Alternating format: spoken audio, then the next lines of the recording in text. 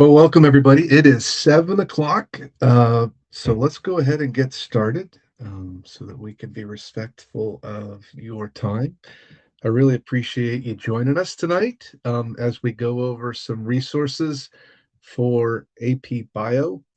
For those of you who have been in previous webinars of mine, you will already know that I like to keep it very informal. So please interrupt with questions. I'll keep an eye on chat as well. Um, so you can type in there if you like. Also, if you hear me say something that uh, you think could be wrong, it probably is. So please, interrupt and say something so that we all don't get misled. Um, Tonight, we're going to kind of just go through some of the resources that we have in Data Classroom that I think would be a great fit for AP Bio. And then we're going to look at two or three data sets. Um, and then I'll show you a few more resources as we go along that I think could be quite useful. So I'm going to share my screen and we'll do a tech check to make sure that it is coming through clear for all of you.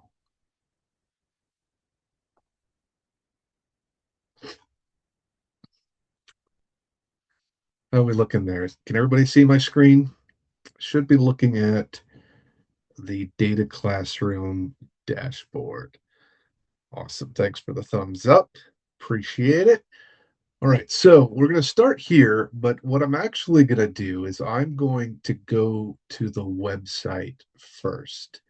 So if I'm in the app, I'm going to click on my profile. I'm going to click visit the website, and that will take me here. And I'm going to go to this resources tab, and I'm going to go down to blog. Um, and in this blog, there is one that is called, let me look for it. Hopefully did I pass it? Looking for the AP Bio one. I just saw it a few minutes ago. Let me go to older.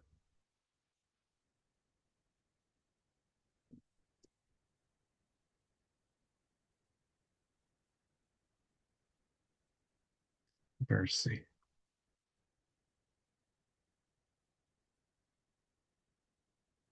Here it is. Maximize learning for AP Bio. And I'm going to reference this a few times, but this blog lays out a few investigations and data sets that are great fits for AP Bio investigative labs. Um, we've got artificial selection, we've got the Hardy Weinberg osmosis, photosynthesis, respiration, some mitosis, and so forth down here. So we're going to start off by checking out this osmosis lab here. So if I'm in the blog, I can just click on the osmosis and it will open up in the app here. Now, if you don't know, Data Classroom has a bunch of curated data sets like the investigative labs one, but it also has the ability to bring in your own data. So everything that you see us do tonight with the data sets already in the resource library, you can do with your own data set. And you can do that by clicking the import data and grabbing data from a Google Sheet or uploading it from a CSV or Excel file, or even copying and pasting it directly in here. But let's open that potato osmosis lab. So if you bring in your own data here, these numeric types won't be set yet. Um, you'll have to set those manually. And there's this flowchart up here that kind of prompts you to do that. So we've got a check mark for data import. but we have a caution symbol under prepare. And that's because when we click on it, it tells us we haven't set our variable types yet. And throughout the app, you're going to see learn more and question marks whenever you're doing something.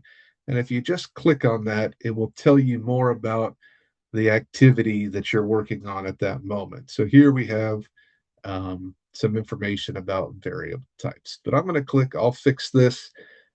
Here, even though sucrose concentration is a number, in this case, we're going to mark it as a categorical variable. Mass is numeric and final mass is numeric.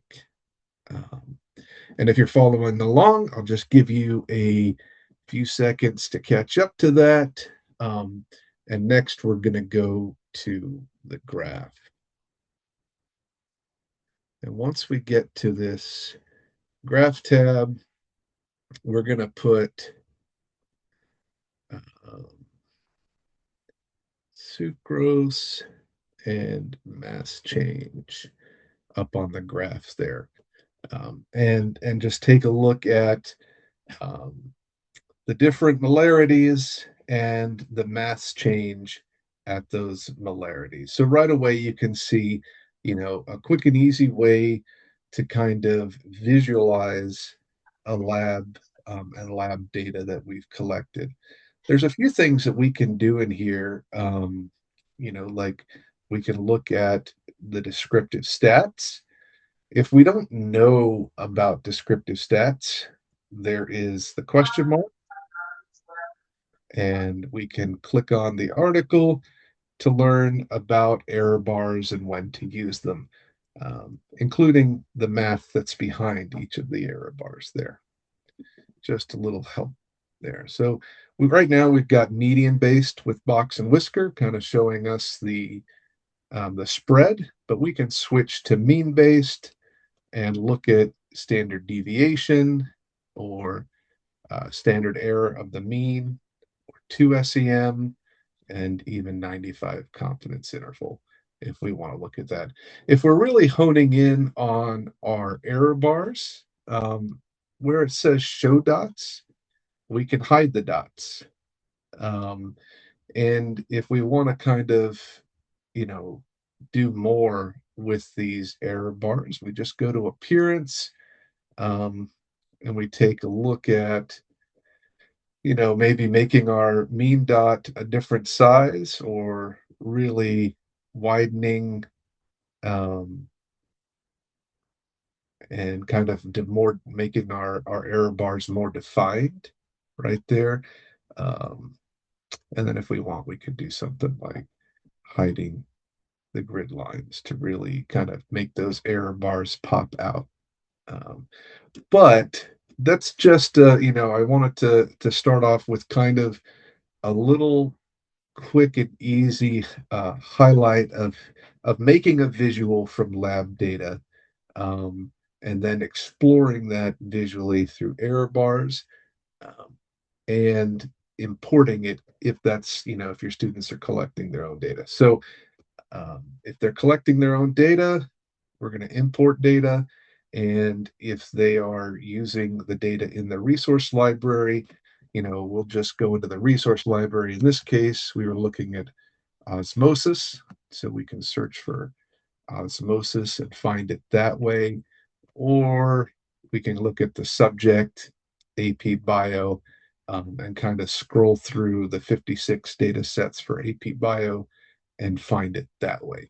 And I'm just going to pause, pop over, look at the chat, and take any questions on that quick intro before we jump into our next data set.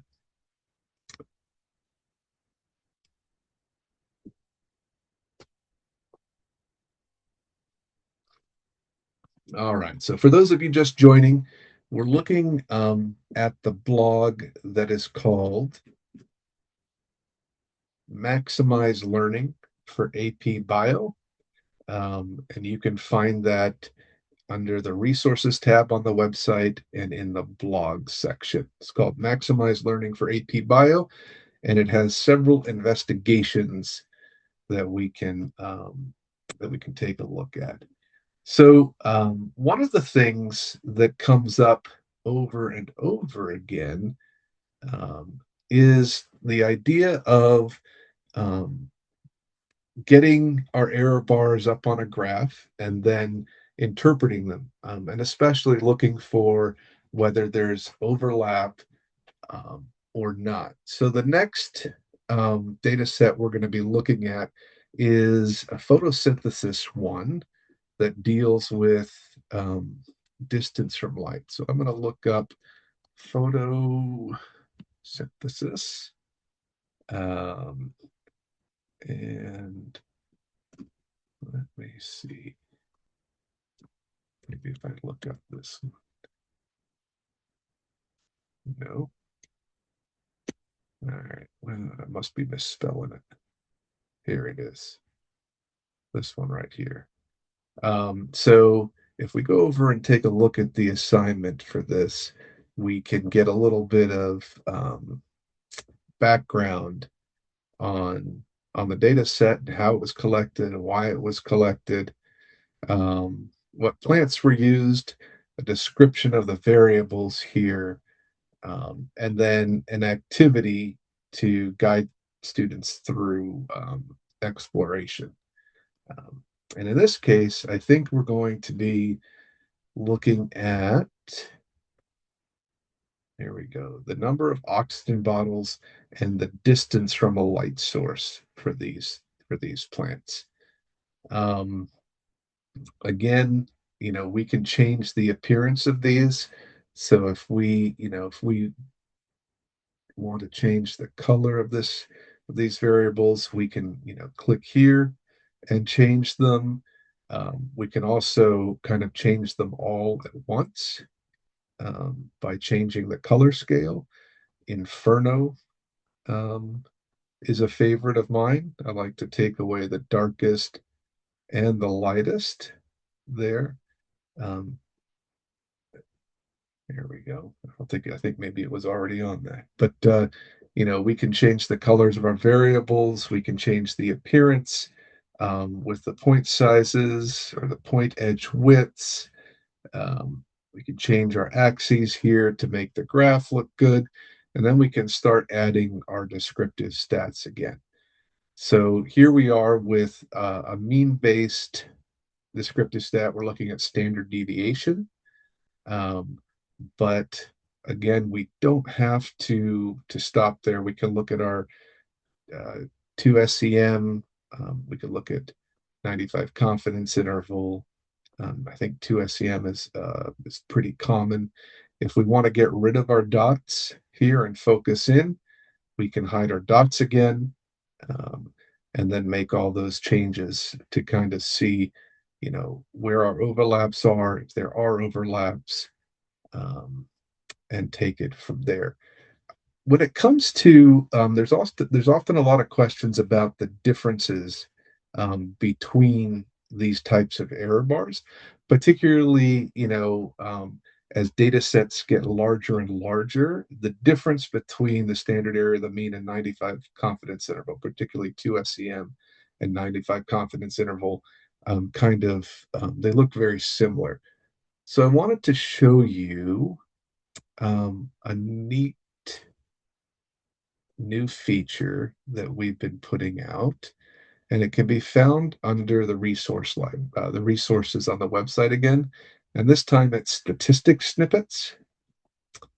So if we go to the Data Classroom website, about.dataclassroom.com, and we look under resources and go to statistic snippets, we can come down here and we look at different short topics.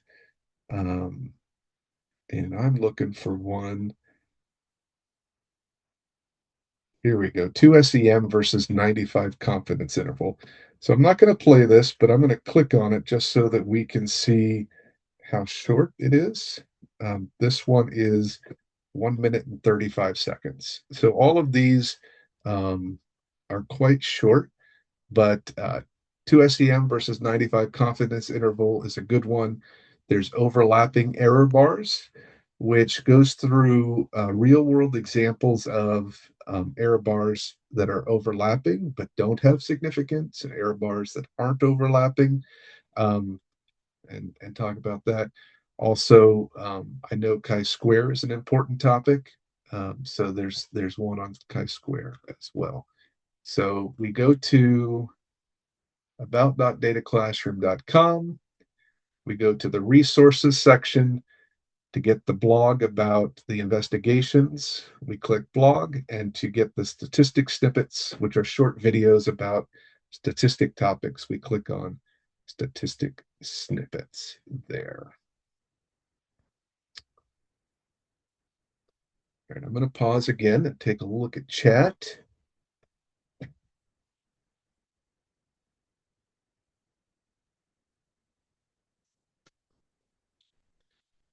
That's you're always asking the tough questions, Chris. I don't know. Um, how could we test that, Chris? Should we do this? Should we do this live? Um, should I embarrass myself? Let's go back. Um, distant treatments. Let's turn our 50s into 60s, Chris, and just see what the program does.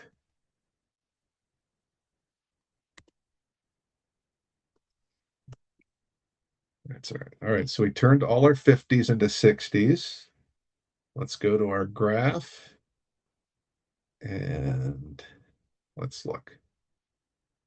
So it didn't put a 50 in there, but it also didn't put a centimeter either. So I wonder.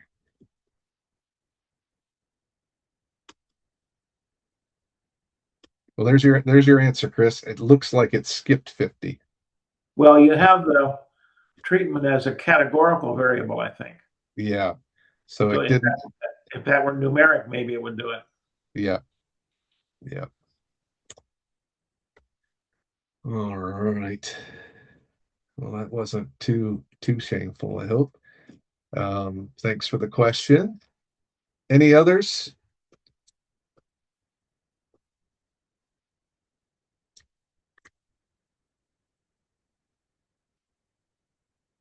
Right. Um,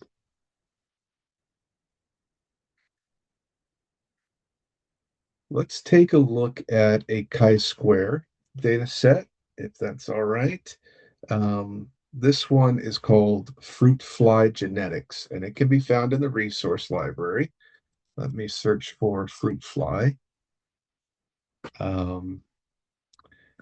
right here. And if this is let me actually go back and look at that in the resource library again, because you'll see this is a raw data set. It has this raw symbol, which means that it doesn't have a specific lesson plan or specific activity that goes with it. It's just a raw data set ready for exploration.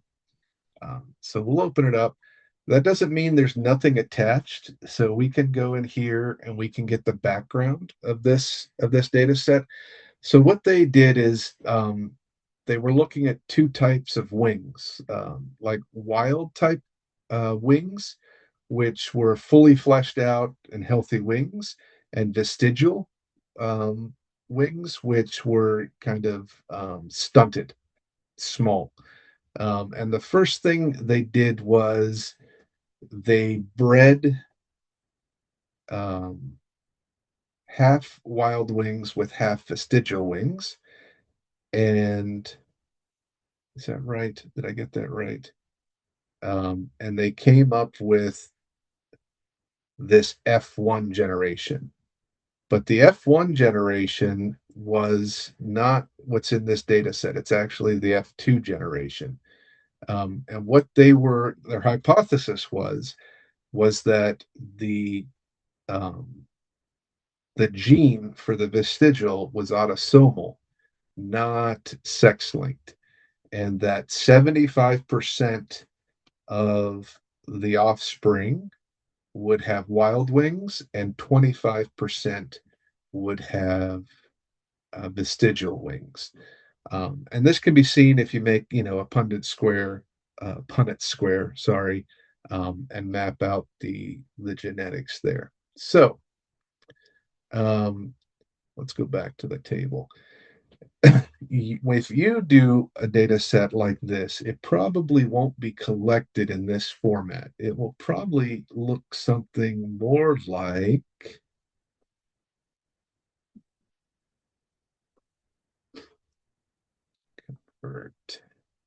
more like this.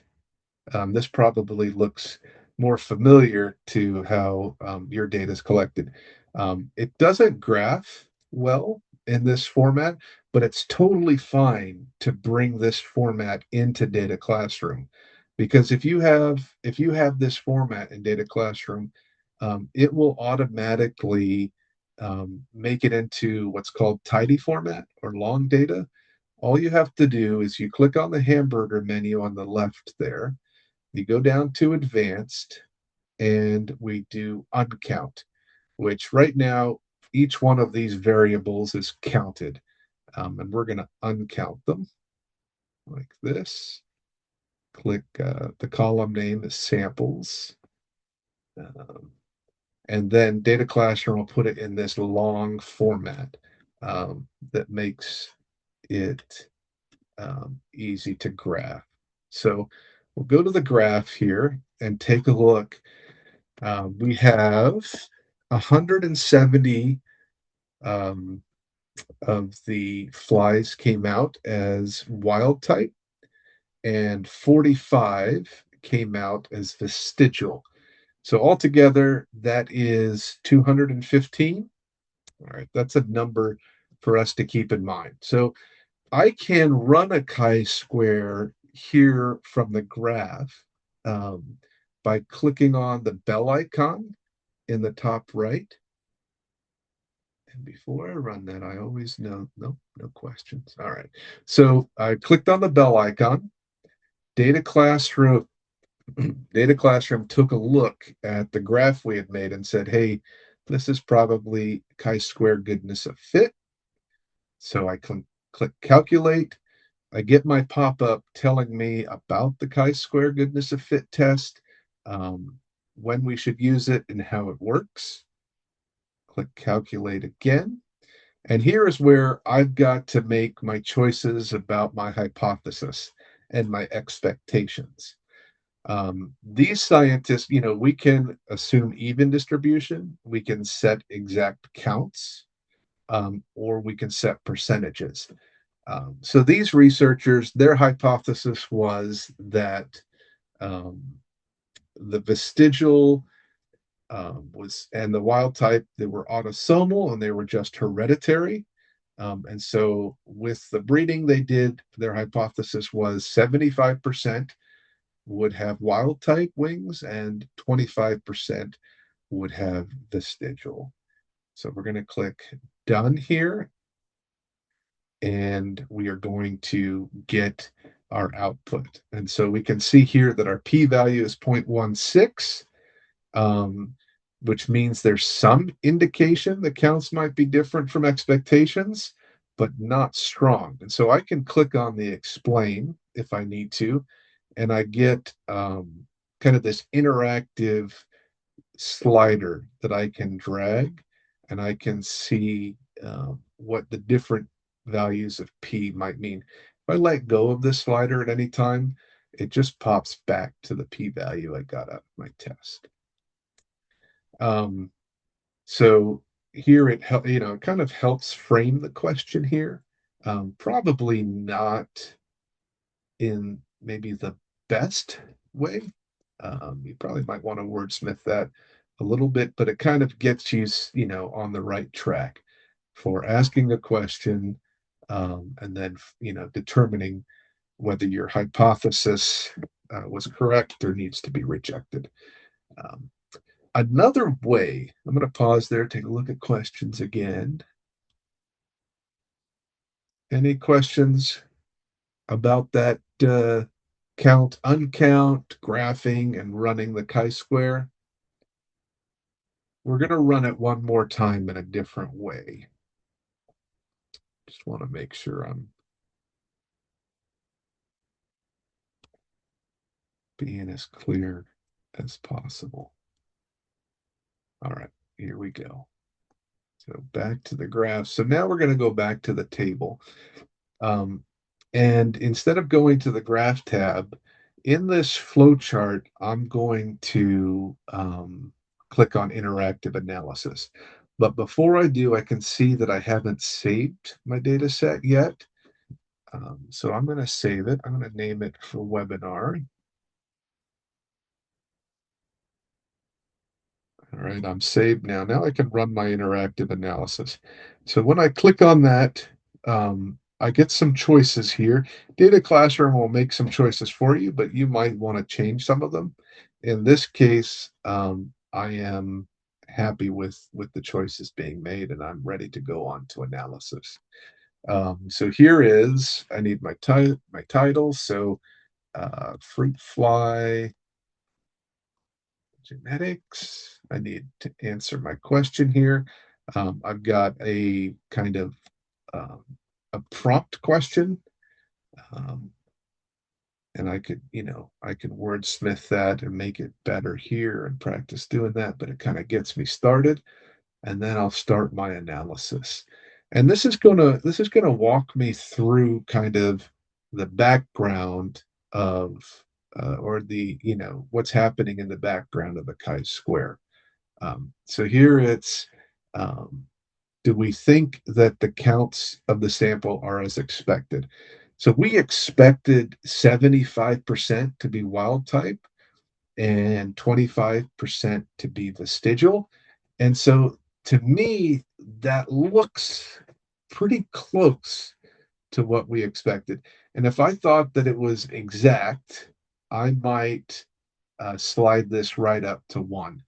But because it looks like vestigial might be a little less than 25%, I'm going to bring my slider back down here. And it's just an estimate. It's just a guess.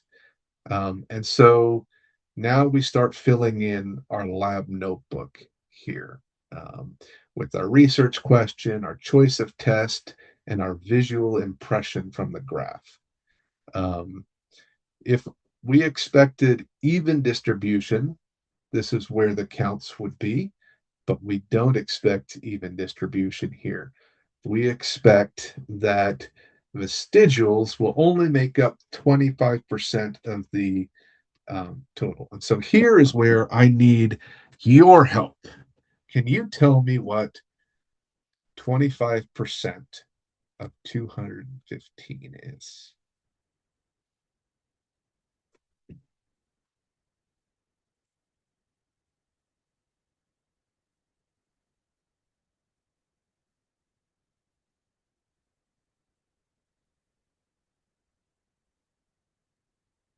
What 25% of 215?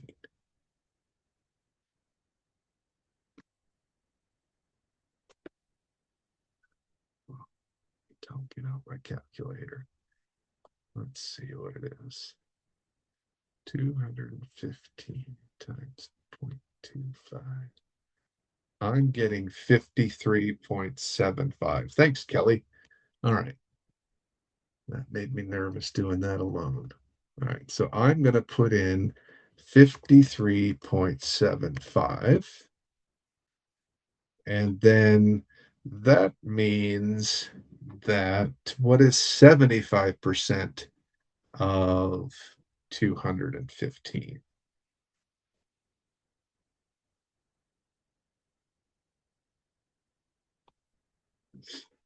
161.25.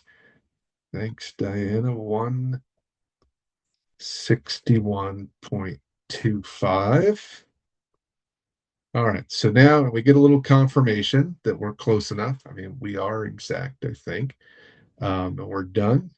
So that's our hypothesis. That's our expected counts. And then um, an important concept here is degrees of freedom, but we have two groups. So our degrees of freedom are groups minus one. Is that correct?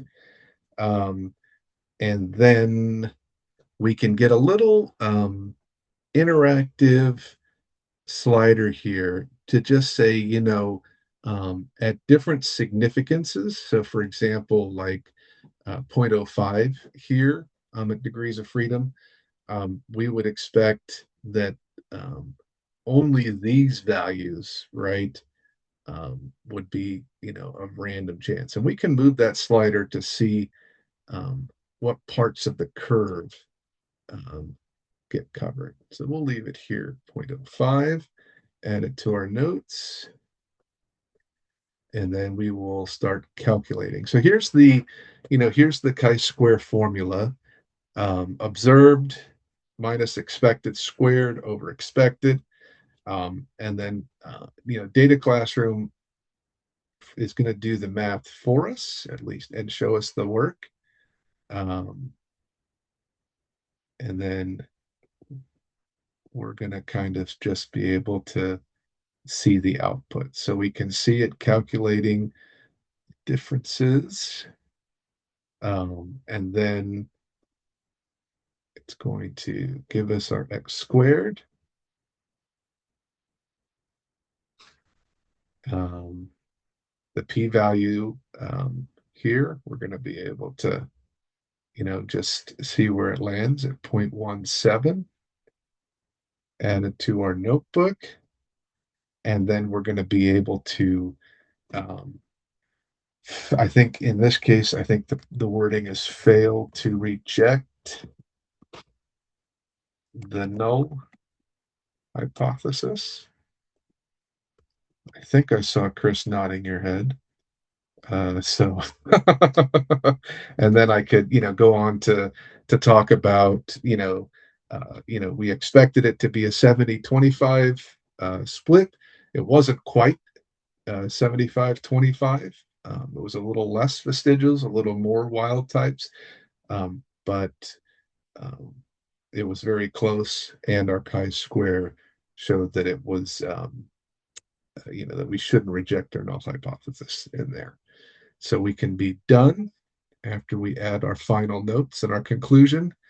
And then we can download a PDF um, to complete our lab notebook there. Just another way to visualize chi-square and kind of work through it in a little bit more hands-on fashion instead of just, going to our hypothesis test and clicking calculate a couple of times. Um, so just another way to look at that. I'm going to pause there. Thanks again for the percentages. I appreciate it. Any other questions so far?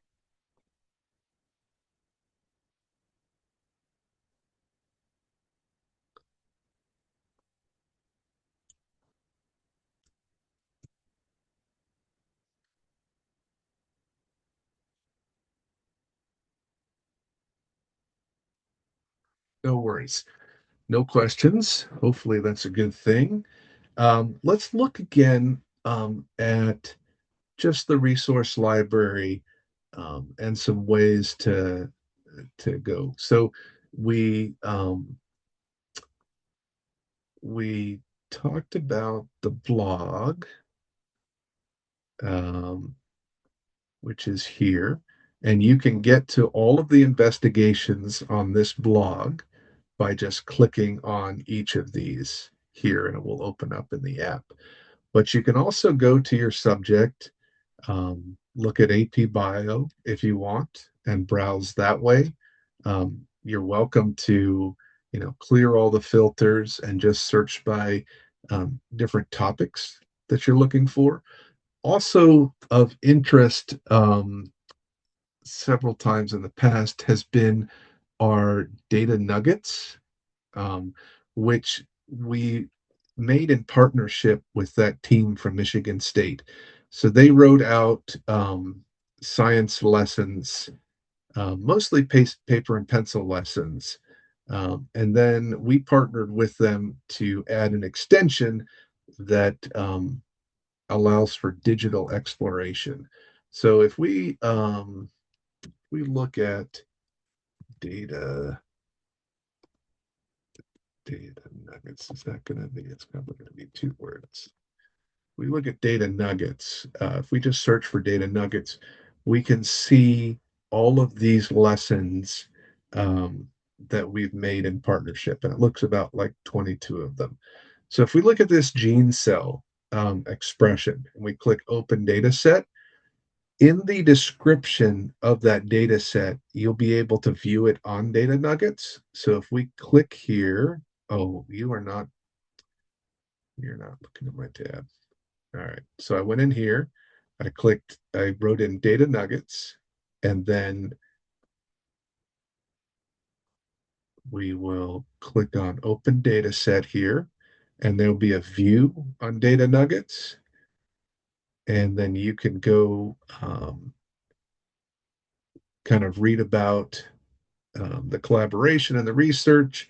You can also go to the original activity and see all of the different things that the team at Michigan State wrote there. So, uh, kind of a rich resource that ends in digital graph making and statistical analysis if needed. There. Come back here. See if there's any questions. Kelly. Yeah, yeah, keys are available. So, as a teacher, let me go into one here. Let's look at this last one I opened. And I go over to the assignment. There is a request answer key right here. That just will send a query, an email to us. And once it's verified that you have a teacher account, it will send you a folder that has all of the answer keys in it.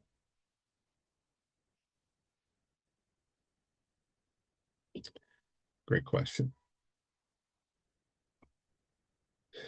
All right, so that concludes the presentation, the monologue, the diatribe. Um, is there? I will stay on as long as you want to answer any questions that you have related to um, AP Bio or Data Classroom. Um, I'm happy to chat.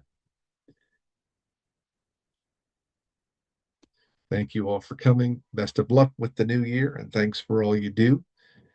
I am 100% convinced your students are very lucky to have you, and as is the rest of the world for what you are producing in your classrooms.